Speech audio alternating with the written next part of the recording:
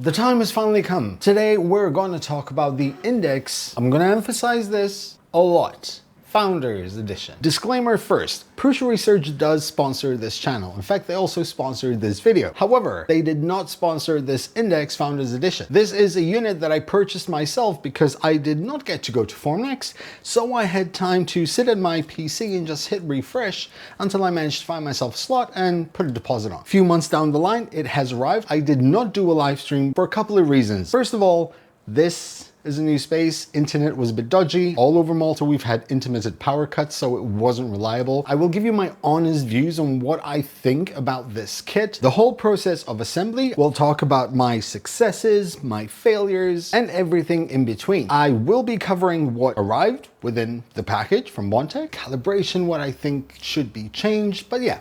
Let's get into it. Now, I did go for the 4 toolhead one. I didn't go for the 8 toolhead for a couple of reasons. 2 mainly. 1, money. I didn't have a lot of it. And 2, I didn't really see the need for 8 toolheads. For me, at least. I'm the kind of person that will do multi-material more than I will do multi-color on this. So 2, maybe 3 toolheads will be more than enough for me. So the 4 toolhead was the safe bet. Contents was relatively straightforward. You have the different boxes, just like we're used to when you receive a Prusa kit. I did get myself a Founders Edition t-shirt as well. I did get a small plaque, which I attached to the Core 1, which shows the Founders Edition number. And obviously I received everything that I needed in order to assemble the INDX. Now, instruction manual wise, it's literally a Prusa assembly manual. Now, I probably assembled over 30 to 35 machines from Prusa Research.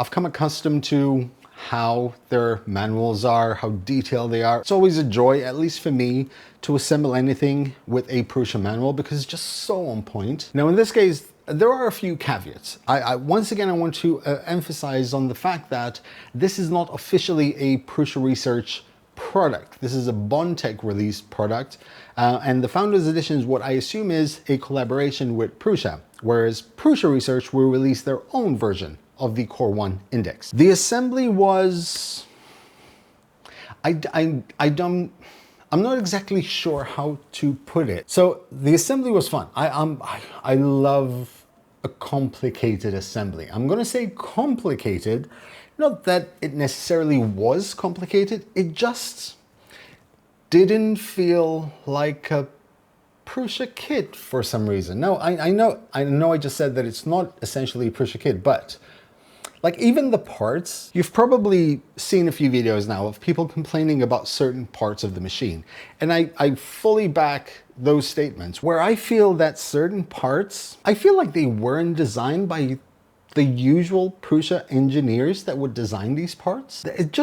It feels like there's something missing. And this little something missing makes certain steps relatively tedious. I've noticed that there are way more parts than you would usually find in a Prusa kit where the screws tap straight into the plastic part. And that is, while that happens, I feel like there was too much of it in this kit. I feel like there were a lot of parts in this kit where a square nut would have worked perfectly fine and would have made life much easier for the assembly. I can definitely say that having an electric screwdriver helps, although you don't want to have it at very high speeds because you will end up ruining parts, basically. Now, all in all, it took me probably about 6 hours of assembly. That's not counting the disassembly part of the process, which was probably about an hour or so. Now, I don't expect anyone to take 6 hours to assemble this.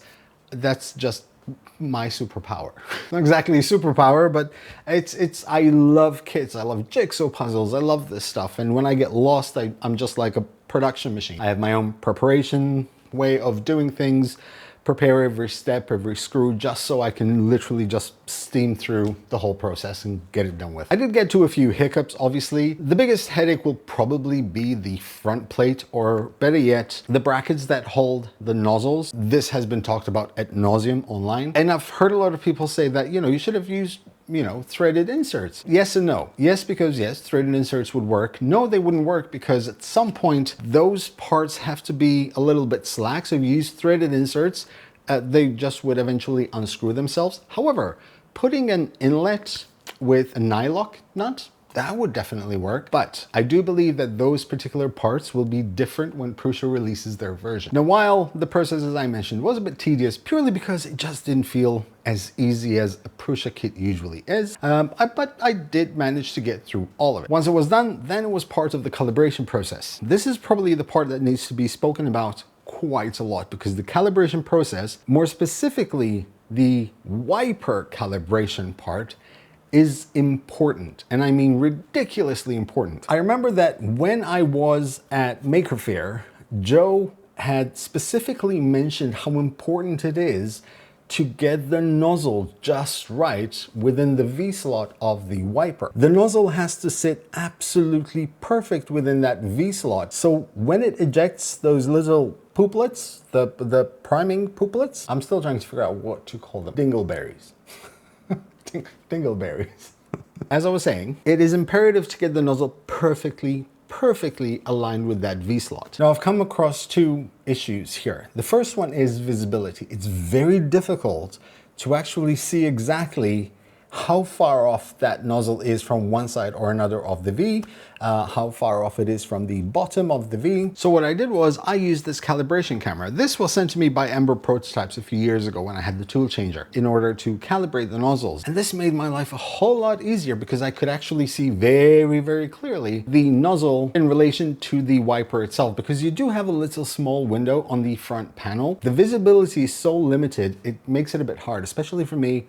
I need glasses. The other issue I came across was through the manual itself, or better yet, the explanation being used for the nozzle wiper calibration. It doesn't really elaborate or show you with an actual photo how far off the tip of the nozzle has to be in relation to the bottom of the wiper, whether or not it has to sit within it, whether it has to leave a little gap at the bottom for the filament to be rolled over, or stuff like that. And it gets a bit frustrating, but spending the time to calibrate that wiper will be the difference between success and failure, as I will be able to show you. Now, I do have quite a lot of prints here, so we're going to start with the process of how I started printing them. The first one would be this frog right here, and the little bag of pooplets or dingleberries that came along with it. Yes, I was very keen on making sure that these are nice and neat. Now, as a first print, that was actually brilliant. I mean, that was literally the first print I did after calibration. There were no hiccups, it didn't jam, it didn't skip, it didn't, I don't know, it just worked. There were a few issues though. So I used Prusa yellow, red, and blue. For the green, I used the Buddy PLA, which I've had out for quite some time. And unfortunately, not being that dry played a role in this part, but I let it finish, and I wanted to leave it without any cleaning whatsoever in order to show you guys exactly the difference of what the next step was going to be. Now, this is the second frog that I printed. And these are the dingleberries that were produced with that frog.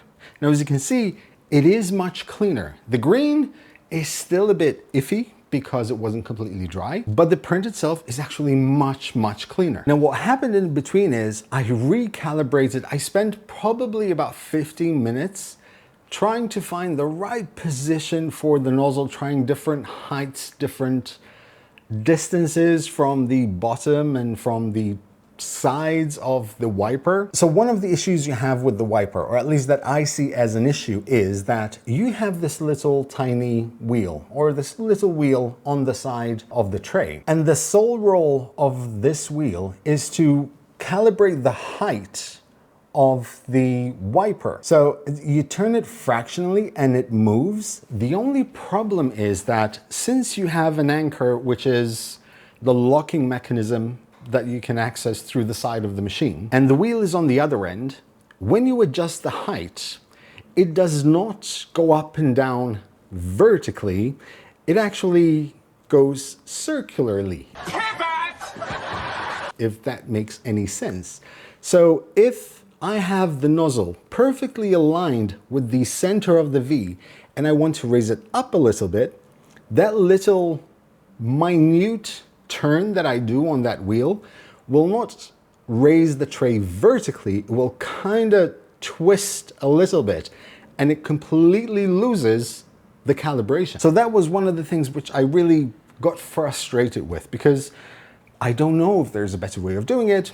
I just feel like there should be a better way of doing it. Or at least have a process on the instructions which actually clearly state all of these things, and then show a photo of how exactly the nozzle should be when it should be calibrated perfectly with the wiper. Another thing I noticed is that sometimes, seeing as even the locking mechanism and that wheel is kind of like everything is plastic, while you're always going to be told not to over tighten things, when it comes to the locking mechanism and that wheel, I do recommend you do tighten it quite a bit. The reason being is that if it's not tightened enough, it will lose its position very easily, especially if you take out the bucket to empty it mid-print and then replace it or put it back in.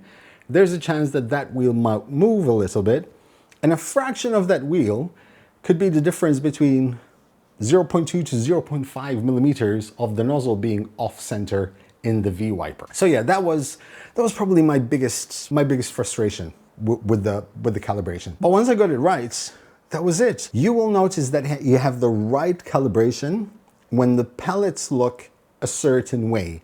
So in the first print, you'll notice there's a lot of pellets were getting attached to each other. They were not being flung off the wiper cleanly. Whereas on the second print, they look much better. They look much cleaner. There's no strings to them and stuff. It was just getting better all along. So once that was done, I did my next print, which was the goldfish. Now, here's where the first failure occurred. Now, it's very important to note that the failure that happened here was not entirely the machine's fault. As I mentioned, in the past couple of weeks, Malta has experienced one of the worst power outages that we've ever had. Some places have been without electricity for about 6 or 7 days, still ongoing. We've had electricity fluctuating from 170 volts up to about 300, so our OVRs kept on tripping. In some cases, the electricity would just flicker off and on in a millisecond, and it would just kind of reset the machine, and it would just home and continue. And unfortunately, what that did was it basically dislodged the nozzle. It kind of lost its exact place of where to continue, which is why right through the eyes here, you can see a bit of a shift in layer. Unfortunately, a few hours later, then we had about a 6-hour power cut that just ruined the print completely, and I decided to just stop it right there. So from then, I decided to wait a couple of days until the electricity kind of settles down. We did have a heat wave, so hence why it was chaos in Malta. And then I decided to replace the magenta with the actual red and reprint the goldfish once again. But this time what I did was I printed them separately. So just in case the electricity goes off again, at least I don't ruin a lot of filament. Now, once again, I did not clean these at all. I did not remove any wisps. I wanted to leave them as fresh as they were out of the build plate because I wanted you to see the quality. And to be completely honest, I really cannot fault the quality of the print. I mean, it's exactly the same quality that I would expect out of my Core 1s, which is really great. And I was very happy with the results. The prints look good. The model is actually quite cute. At this point, we're entering the full spectrum part of the print where you have the color mix, Prusa's version of the full spectrum. And it's so weird because you see the leaves in green and you keep on doing double takes to the machine because you know that you did not install any green filament. But yeah, absolutely love it. I then did the chameleon print as well. Once again, colors worked. The machine worked fine. No issues, no jams whatsoever. It was perfect. Then I decided to print 3 of these vases at the same time. Now, this was going absolutely great until at some point, something happened. I don't know what. I wasn't here, unfortunately. All I know is that I got a notification on my phone that the printer spool runnings, that's what I called it, needed attention because it could not pick up the tool. Now, I don't have a camera on this one, so I came to the shop, I checked, and everything was a complete mess. Almost all the tools were out of place. The print looked absolutely hideous. It lost calibration completely. I have no idea what happened. Once again, it was during the time period where the electricity was going on and off, so I don't know what happened. It could have lost its calibration, its position. The power recovery might have not worked properly, but it did kind of destroy the print and then tried to undress itself from all the nozzles. But yeah, after clearing that up, I threw in the print again, and this time we had success. I tried to do the color print myself, the full spectrum version myself, by using the red, the yellow, the blue, and the white, and do a bit of a mix of colors just to see how it looked. Now, having done multicolors, I was then excited about doing multi-material because ultimately that is what interests me the most.